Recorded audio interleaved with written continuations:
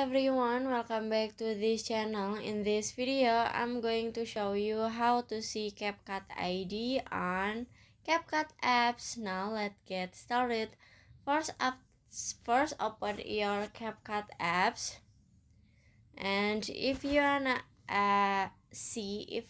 see or view the CapCut ID, your CapCut ID, it's so pretty simple. So you just click on the me at the bottom or the profile icon at the bottom, and after this, at the menu you can click on the edit profile, click on it, and after this, in here you can see CapCut ID. This is your CapCut ID.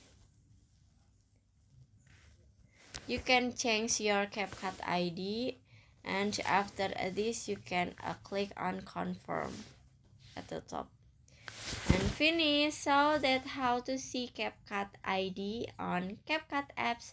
I hope you found this video to be helpful. If you enjoy with the content, please consider like, comment, and subscribe down below. Bye bye.